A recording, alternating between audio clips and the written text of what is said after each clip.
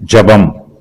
ஆனபடியினாலே கர்த்தராகிய இயேசுவின் மேல் உள்ள உங்கள் விசுவாசத்தையும் பரிசுத்தவான்கள் எல்லார் மேலும் உள்ள உங்கள் அன்பையும் குறித்து நான் கேள்விப்பட்டு இடைவிடாமல் உங்களுக்காக ஸ்தோத்திரம் பண்ணி என் ஜெபங்களில் உங்களை நினைத்து நம்முடைய கர்த்தராகிய இயேசு கிறிஸ்துவின் தேவனும் மகிமையின் பிதாவுமானவர் தம்மை நீங்கள் அறிந்து கொள்வதற்கான ஞானத்தையும் தெளிவையும் அளிக்கிற ஆவியை உங்களுக்கு தந்தருள வேண்டுமென்றும் தாம் நம்மை அழைத்ததினாலே நமக்கு உண்டாயிருக்கிற நம்பிக்கை இன்னதென்றும் பரிசுத்தவான்களிடத்தில் தமக்கு உண்டாயிருக்கிற சுதந்திரத்தினுடைய மகிமையின் ஐஸ்வர்யம் இன்னதென்றும் தாம் கிறிஸ்துவை மரித்தோரிலிருந்து எழுப்பி அவரிடத்தில் நடப்பித்த தமது பலத்த சத்துவத்தின் வல்லமைப்படியே விசுவாசிக்கிறவர்களாகிய நம்மிடத்திலே காண்பிக்கும் தம்முடைய வல்லமையின் மகா மேன்மையான மகத்துவம் இன்னதென்றும் நீங்கள் அறியும்படிக்கு அவர் உங்களுக்கு பிரகாசமுள்ள மனக்கண்களை கொடுக்க வேண்டுமென்றும் வேண்டிக் கொள்கிறேன். எல்லா துரைத்தனத்துக்கும் அதிகாரத்துக்கும் வல்லமைக்கும் கர்த்தத்துவத்துக்கும் இம்மையில் மாத்திரமல்ல மறுமையிலும் பெயர் பெற்றிருக்கும் எல்லா நாமத்துக்கும் மேலாய் அவர் உயர்ந்திருக்கத்தக்கதாக அவரை உன்னதங்களில் தம்முடைய வலது பாரிசத்தில் உட்காரும்படி செய்து எல்லாவற்றையும் அவருடைய பாதங்களுக்கு கீழ்ப்படுத்தி எல்லாவற்றையும் எல்லாவற்றாலும் நிரப்புகிறவருடைய நிறைவாகிய சரீரமான சபைக்கு அவரை எல்லாவற்றிற்கும் மேலான தலையாக தந்தருளினார். எபேசு சபையில் உள்ள விசுவாசிகளுக்காக அப்போஸ்தலர் பவுல் கர்த்தரிடத்தில் கருத்தாய் ஜெபிக்கிறார். கர்த்தர் நமக்காக அநேக ஆவிக்குரிய ஆசீர்வாதங்களை தம்முடைய குமாரனாகிய இயேசு கிறிஸ்துவின் கரங்களில் ஒப்புக் கொடுத்திருக்கிறார். நாம் அவற்றை ஜெபத்தோடும் விசுவாசத்தோடும் பெற்றுக்கொள்ள வேண்டும். நாம் எந்த அளவுக்கு விசுவாசத்தோடு ஜெபித்து கேட்கிறோமோ அந்த அளவுக்கு மாத்திரமே ஆவிக்குரிய ஆசீர்வாதங்கள் நமக்கு கொடுக்கப்படும். நம்முடைய விசுவாச அளவுக்கு அதிகமாகவோ அல்லது நாம் ஜெபத்தில் கேட்டுக்கொள்வதற்கு அதிகமாகவோ நாம் ஆவிக்குரிய ஆசீர்வாதங்களை பெற்றுக்கொள்ள மாட்டோம். அப்போஸ்தலர் பவுல் எபேசு சபையில் உள்ள விசுவாசிகளை குறித்து நல்ல செய்திகளை கேள்விப்பட்டிருக்கிறார். அவர்கள் கர்த்தராகிய இயேசு கிறிஸ்துவின் மேல் விசுவாசத்தோடு இருக்கிறார்கள். பரிசுத்தவான்கள் எல்லோர் மேலும் அவர்கள் தங்கள் அன்பை காண்பிக்கிறார்கள். பரிசுத்தவான்களை நேசிக்கிறவர்கள் பட்சபாதம் இல்லாமல் எல்லா பரிசுத்தவான்களையும் நேசிக்க வேண்டும். பரிசுத்தவான்கள் தங்கள் கிருபையில் பலவீனராக இருந்தாலும் உலக பிரகாரமாக சாதாரண ஜனங்களாக இருந்தாலும் ஏழையாகவோ ஐஸ்வர்யவானாகவோ இருந்தாலும் படித்த பண்டிதர்களாக இருந்தாலும் படிக்காதவர்களாக இருந்தாலும் எல்லா பரிசுத்தவான்கள் மேலும் பட்சபாதம் இல்லாமல் அன்பு கூற வேண்டும். எபேசு சபையில் உள்ள விசுவாசிகள் தங்களுடைய சுதந்திரத்தின் அச்சாரத்தை பெற்றிருக்கிறார்கள். கர்த்தருக்கு சொந்தமானவர்கள் அவருடைய மகிமைக்கு புகழ்ச்சியாக மீட்கப்படுவார்கள். இதற்கு ஆவியானவர் தாமே அவர்களுடைய சுதந்திரத்தின் அச்சாரமாய் இருக்கிறார். ஆகையினால் அப்போஸ்தலர் பவுல் எபேசு சபையில் உள்ள விசுவாசிகளுக்காக இடைவிடாமல் ஸ்தோத்திரம் பண்ணி தன்னுடைய ஜெபங்களில் அவர்களை நினைவு கூறுகிறார். தேவன் விசுவாசிகளுக்கு பரிசுத்த ஆவியானவரை அச்சாரமாக கொடுத்திருப்பதற்காக அவர் கர்த்தரை இடைவிடாமல் ஸ்தோத்திரம் பண்ணுகிறார். அதே வேளையில் பவுல் அவர்களுக்காக ஜெபிப்பதையும் நிறுத்திவிடவில்லை. இடைவிடாமல் அவர்களுக்காக ஜெபிக்கிறார். அவர்கள் ஆவியானவரின் அளவை அதிகமாக பெற்றுக்கொள்ள வேண்டும் என்று விண்ணப்பம் பண்ணுகிறார். கர்த்தர் அவர்களுக்கு பிரகாசமுள்ள மனக்கண்களை கொடுக்க வேண்டும் என்பதே பவுலின் பிரதான விண்ணப்பம். அவர்களுக்கு ஞானமும் தெளிவும் உண்டாக வேண்டும். அவர்களுடைய ஞானமும் அறிவும் விருத்தி அடைய வேண்டும். அப்போஸ்தலர் பவுல் இங்கு உலக பிரகாரமான ஞானத்தை பற்றி சொல்லவில்லை, ஆவிக்குரிய அனுபவ ஞானத்தை இங்கு குறிப்பிடுகிறார். பிதாவாகிய தேவனை எபேசு சபையில் உள்ள விசுவாசிகள் அறிந்து கொள்ள வேண்டும். அவர் கர்த்தராகிய இயேசு கிறிஸ்துவின் தேவனும் மகிமையின் பிதாவுமானவர் என்பதை அவர்கள் புரிந்து கொள்ள வேண்டும். இதற்காக கர்த்தர் தாமே அவர்களுக்கு ஞானத்தையும் தெளிவையும் அளிக்கிற ஆவியை தர வேண்டும் என்று பவுல் அவர்களுக்காக ஜெபம் பண்ணுகிறார். ஆவியானவருடைய கிருபைகளும் ஆறுதல்களும் கர்த்தரை அறிந்து கொள்ளும் ஞானத்தின் மூலமாக நம்முடைய ஆத்மாவிற்கு கொடுக்கப்படுகிறது. பரிசுத்த ஆவி தெளிவை அளிக்கிற ஆவி. சாத்தானுடைய ஆவியோ குழப்பத்தை உண்டு பண்ணுகிற ஆவி. சாத்தான் குழப்பத்தை உண்டு பண்ணி தேவனை அறிந்து கொள்வதற்கான ஞானத்தை கெடுத்து போடுகிறான். ஆனால் கர்த்தரோ தம்மை அறிந்து கொள்வதற்காக அவர் தம்முடைய பிள்ளைகளுக்கு ஞானத்தையும் தெளிவை அளிக்கிற ஆவியையும் தந்தருளுகிறார். கர்த்தரை அறிந்து கொள்ளுகிற ஞானம் நம்முடைய கர்த்தராகிய இயேசு கிறிஸ்துவிடமிருந்தே நமக்கு வருகிறது. நம்முடைய கர்த்தர் ஞானத்தின் தேவனாக இருக்கிறார். கர்த்தரிடமிருந்தே நம்முடைய ஆத்துமாவுக்கு ரட்சிக்கும் கிருபைகளும் கர்த்தரை அறிந்து கொள்வதற்கான ஞானமும் வருகிறது. அவர் நமக்கு ஞானத்தையும் தெளிவையும் அளிக்கிற ஆவியை தந்தருளி நாம் அவரை அறிந்து கொள்வதற்கு உதவி புரிகிறார். தேவனுடைய ஆவியானவர் சகல சத்தியத்திற்குள்ளும் தம்முடைய பரிசுத்தவான்களை உபதேசித்து வழிநடத்துகிறார். ஆவியானவர் ஞானத்தின் ஆவியானவராகவும் சத்தியத்தை வெளிப்படுத்துகிற ஆவியானவராகவும் இருக்கிறார். தேவனுடைய வார்த்தையில் ஆவியானவருடைய வெளிப்பாடு கொடுக்கப்பட்டிருக்கிறது. நம்முடைய இருதயத்தில் ஞானத்தையும் தெளிவையும் அளிக்கிற ஆவியானவர் வாசம் பண்ண வேண்டும். ஆவியானவருடைய உதவி இல்லாமல் கர்த்தரை நம்மால் அறிந்து கொள்ள முடியாது. கர்த்தரை அறிந்து கொள்வதற்காகவே ஆவியானவர் நமக்கு ஞானத்தை கொடுக்கிறார். நாம் தேவனுடைய தெய்வீக ஞானத்தை பெற்றுக்கொள்ளும் போது நமக்கு ஆவிக்குரிய ஆசீர்வாதங்கள் ஏராளமாய் கிடைக்கும். கர்த்தர் எபேசியருக்கு பிரகாசமுள்ள மனக்கண்களை கொடுக்க வேண்டும் என்று பவுல் அவர்களுக்காக வேண்டிக் கொள்கிறார். விசுவாசிகள் ஒருவரை ஒருவர் நேசித்து ஐக்கியமாக இருந்தால் மாத்திரம் போதாது, ஒவ்வொரு விசுவாசியும் கர்த்தரிடமிருந்து பிரகாசமுள்ள மனக்கண்களை பெற்றுக்கொள்ள வேண்டும் என்று விரும்ப வேண்டும். அதற்காக ஒருவருக்கொருவர் கர்த்தரிடத்தில் ஜெபிக்க வேண்டும். நாம் சாதாரண விசுவாசிகளாக இருந்தால் மாத்திரம் போதாது, நாம் கர்த்தரை அறிந்து கொள்கிற விசுவாசிகளாகவும் இருக்க வேண்டும். நாம் ஆராதிக்கிறவர் இன்னார் என்பதை நாம் அறிந்து கொள்ள வேண்டும்.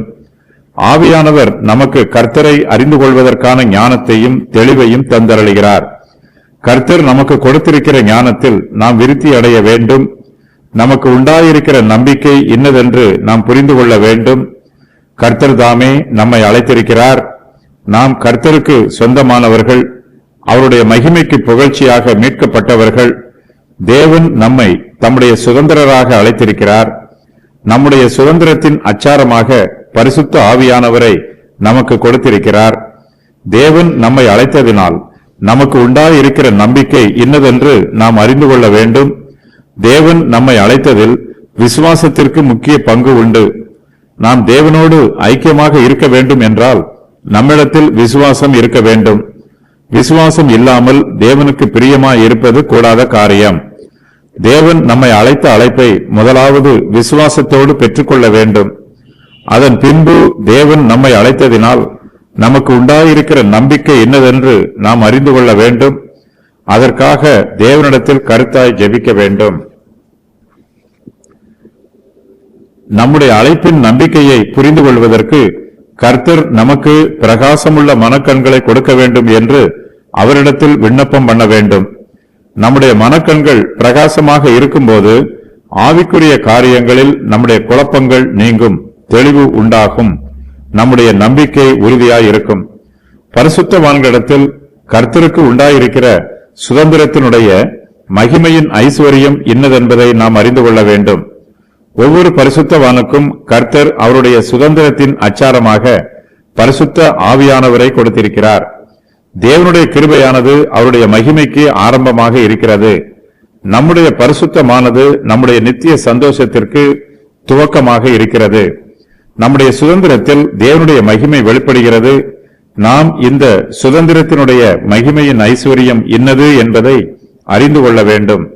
ஒருவேளை நம்முடைய சுதந்திரத்தினுடைய மகிமையின் ஐஸ்வர்யம் நமக்கு பரலோகத்தில் பூரணமாக தெளிவுபடுத்தப்படலாம். தேவன் எங்கே இருக்கிறாரோ அங்கேயே அவருடைய மகிமையின் ஐஸ்வர்யம் வாசமாய் இருக்கும். நம்முடைய சுதந்திரத்தின் ஐஸ்வர்யத்தை நாம் பரலோகத்தில் பெற்றுக்கொள்வோம். அதை பெற்றுக்கொள்வதற்காக நாம் கருத்தாய் விண்ணப்பம் பண்ண வேண்டும். கர்த்தர் நமக்கு வாக்கு பண்ணி இருக்கிற மகிமையின் ஐஸ்வர்யம் இன்னது என்பதை நாம் அறிந்து கொள்ள வேண்டும். கர்த்தரை விசுவாசிக்கிற நம்மிடத்தில் தேவன் தம்முடைய வல்லமையின் மகா மேன்மையான மகத்துவத்தை காண்பிக்கிறார். நம்முடைய சுய முயற்சியினால் எந்த ஆத்மாவையும் கர்த்தரிடத்தில் கொண்டு வர முடியாது. ஒரு ஆத்மா ரட்சிக்கப்பட வேண்டும் என்றால் தேவனுடைய வல்லமை அந்த ஆத்மாவிற்குள் கிரியை செய்ய வேண்டும். தேவனுடைய வல்லமை மகா மேன்மையான மகத்துவமுடையது. இந்த வல்லமை ஆத்துமாக்களில் கிரியை செய்து அவர்களை ரட்சிப்புக்கு நேராக வழி நடத்துகிறது. அப்போஸ்தலர் பவுல் இந்த வல்லமையை பற்றி சொல்லும்போது இந்த வல்லமையானது மகா மேன்மையான மகத்துவமுடையது என்று குறிப்பிடுகிறார். கர்த்தர் தம்முடைய ஜனங்களுக்கு இப்படிப்பட்ட மகா மேன்மையான மகத்துவமுடைய வல்லமையையே வெளிப்படுத்துகிறார். தேவனானவர் இந்த வல்லமையினால் கிறிஸ்துவை மரித்தோரில் இருந்து எழுப்பினார். அவரிடத்தில் தமது பலத்த சத்துவத்தின் வல்லமையை நடப்பித்தார். கர்த்தரானவர் அவரை விசுவாசிக்கிற நம்மிடத்திலும் இப்படிப்பட்ட பலத்த சத்துவத்தின் வல்லமையையே காண்பிக்க சித்தமுள்ளவராக இருக்கிறார். தேவனுடைய பலத்த சத்துவத்தின் வல்லமையினால் சுவிசேஷத்தின் சத்தியம் இந்த உலகத்தில் நிரூபிக்கப்படுகிறது. கர்த்தரை விசுவாசிக்கிறவர்களுடைய ஜீவியத்தில் தேவனுடைய பலத்த சத்துவத்தின் வல்லமையினால் பல மாற்றங்கள் உண்டாகிறது. இவை சுவிசேஷத்தின் சத்தியத்திற்கு சாட்சி பகருகிறது. தேவனுடைய வல்லமை கிறிஸ்துவை மரித்தோரில் இருந்து எழுப்பிற்று. அதுபோலவே அதே வல்லமை பாவத்தில் மரித்து போயிருக்கிற நம்மை நித்திய ஜீவனை பெற்றுக்கொள்ள உயிரோடு எழுப்புகிறது. கிறிஸ்துவை மரித்தோரில் இருந்து எழுப்பிய அதே வல்லமையே அவரை விசுவாசிக்கிற நம்மிடத்திலும் கிரியை செய்கிறது. தேவனுடைய பலத்த சத்துவத்தின் வல்லமையினால் நாம் நித்திய ஜீவனை பெற்றுக் கொள்கிறோம். அப்போஸ்தலர் பவுல் இந்த அதிகாரத்தின் முடிவுரையில் கர்த்தராகிய இயேசு கிறிஸ்துவை பற்றி விவரமாக எழுதுகிறார். அவர் உன்னதங்களில் தேவனுடைய வலது பாரிசத்தில் உட்கார்ந்திருக்கிறார். பிதாவானவர் எல்லாவற்றையும் குமாரனாகிய இயேசு கிறிஸ்துவின் பாதங்களுக்கு கீழ்ப்படுத்தி இருக்கிறார். எல்லாவற்றிற்கும் அவரையே தலையாக நியமித்திருக்கிறார். இது பிதாவானவர் தம்முடைய குமாரனுக்கு கொடுத்திருக்கிற ஈவு. கிறிஸ்துவின் மூலமாய் இந்த ஈவு அவருடைய சபைக்கும் கொடுக்கப்பட்டிருக்கிறது. சபைக்கு கிறிஸ்து தலையாக இருக்கிறார். எல்லாம் அவருடைய பாதங்களுக்கு கீழ்ப்படுத்தப்பட்டிருக்கிறது. வானத்திலும் பூமியிலும் சகல அதிகாரமும் அவருக்கு கொடுக்கப்பட்டிருக்கிறது. பிதாவானவர் குமாரனிடத்தில் அன்பாக இருக்கிறார். எல்லாவற்றையும் அவருடைய கரங்களில் ஒப்புக் கொடுத்திருக்கிறார். அவரே சரீரமான சபைக்கு எல்லாவற்றிற்கும் மேலான தலையாக இருக்கிறார். தேவனுடைய தெய்வீக வல்லமை பலத்த சத்துவம் உள்ளது. அது இந்த உலகத்தில் சர்வ வல்லமையோடு கிரியை நடப்பிப்பது போல சபைக்குள்ளும் கிரியை நடப்பிக்கிறது. சபையானது கிறிஸ்துவின் சரீரமாய் இருக்கிறது. ஆகையினால் தேவன் சரீரமாகிய சபையை நேசிக்கிறார், சபையை பாதுகாக்கிறார், சபையை பராமரிக்கிறார். தேவன் எல்லாவற்றையும் எல்லாவற்றாலும் நிரப்புகிறவர். எல்லாவற்றிற்கும் நிறைவாக சரீரமான சபை ஆசீர்வதிக்கப்பட்டிருக்கிறது. அந்த சபைக்கு பிதாவானவர் குமாரனாகிய இயேசு கிறிஸ்துவை எல்லாவற்றிற்கும் மேலான தலையாக தந்தருளி இருக்கிறார். இயேசு கிறிஸ்துவே எல்லாவற்றையும் எல்லாவற்றாலும் நிரப்புகிறவர். அவரே தேவனுக்கும் மனுஷருக்கும் மத்தியஸ்தர். ஆனாலும் சபை இல்லை என்றால் கிறிஸ்துவின் மத்தியஸ்த ஊழியம் குறைவுள்ளதாகவே இருக்கும். கிறிஸ்துவின் ஊழியத்தை சபையே குறைவில்லாமல் நிறைவு செய்கிறது. ஒரு ராஜ்யம் இல்லாமல் ராஜா இல்லை. அது போலவே சபை இல்லாமல் சபைக்கு தலை இல்லை. கிறிஸ்துவானவர் சபைக்கு தலையாக இருக்கிறார். நாம் அவருடைய பிள்ளைகளாக இருக்கிறோம். அவருடைய சரீரமாகிய சபையில் அவயவங்களாக இருக்கிறோம். நமக்கு கிறிஸ்துவே தலையாக இருக்கிறார். எபேசியரை குறித்து பவுல் கேள்விப்பட்ட காரியங்கள். கர்த்தராகிய இயேசுவின் மேல் உள்ள அவர்கள் விசுவாசம், பரிசுத்தவான்கள் எல்லார் மேலுள்ள அவர்கள் அன்பு, இது அவர்களுடைய உண்மையான மனமாற்றத்தை நிரூபிக்கிறது. எபேசியருக்காக பவுல் செய்த காரியங்கள். அவர்களுக்காக இடைவிடாமல் ஸ்தோத்திரம் பண்ணினார். தன் ஜெபங்களில் அவர்களை இடைவிடாமல் நினைத்தார். எபேசியருக்காக பவுல் ஜெபித்த காரியங்கள்: ஞானத்தை அளிக்கிற ஆவி, தெளிவை அளிக்கிற ஆவி, சத்தியத்தை பூரணமாக விளங்கிக் கொள்ளுதல். இயேசு கிறிஸ்து எபேசியரை அழைத்ததினாலே எபேசியருக்கு உண்டாயிருக்கிற நம்பிக்கை, பரிசுத்தவான்களிடத்தில் தமக்கு உண்டாயிருக்கிற சுதந்திரத்தினுடைய மகிமையின் ஐஸ்வர்யம், விசுவாசிக்கிறவர்களாகிய எபேசியரிடத்தில் காண்பிக்கும் தம்முடைய வல்லமையின் மகா மேன்மையான மகத்துவம். எபேசியர் தேவனுடைய ஆவியினாலே உள்ளான மனுஷனில் வல்லமையாய் பலப்பட வேண்டும். கிறிஸ்து அவர்கள் இருதயங்களில் வாசமாய் இருக்க வேண்டும். அவர்கள் அன்பிலே வேரூன்றி நிலை பெற்றவர்களாக இருக்க வேண்டும். ஆவிக்குரிய காரியங்களை புரிந்து கொள்ள வேண்டும். தேவனுடைய அறிவுக்கு எட்டாத அன்பை அறிந்து கொள்ள வல்லவர்களாக இருக்க வேண்டும். தேவனுடைய சகல பரிபூரணத்தாலும் நிறையப்பட வேண்டும். எபேசியர்கள் ஏற்கனவே பரிசுத்த ஆவியானவரின் அச்சாரமாகிய சுதந்திரத்தை பெற்றிருக்கிறார்கள். இனிமேல் அவர்கள் ஆவியானவரின் அச்சாரத்தோடு அவருடைய நிறைவையும் பெற்றுக்கொள்ள வேண்டும் என்று பவுல் எபேசியருக்காக ஜெபிக்கிறார். மனுஷனுடைய ஆவி தேவனுடைய வல்லமையின் மகா மேன்மையான மகத்துவத்தை பிரகாசமுள்ள மனக்கண்களால் அறியும். சரீரத்திற்கு கண்ணை போன்று உள்ளான மனுஷனுக்கு அவனுடைய ஆவி கிரியை செய்கிறது.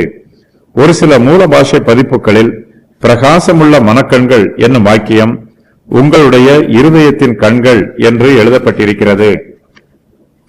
மனக்கண்கள் மூலமாக நாம் தெரிந்து கொள்ளக்கூடியவை அவருடைய அழைப்பின் நம்பிக்கை, மகிமையின் ஐஸ்வர்யம், அவருடைய வல்லமையின் மகா மேன்மையான மகத்துவம்.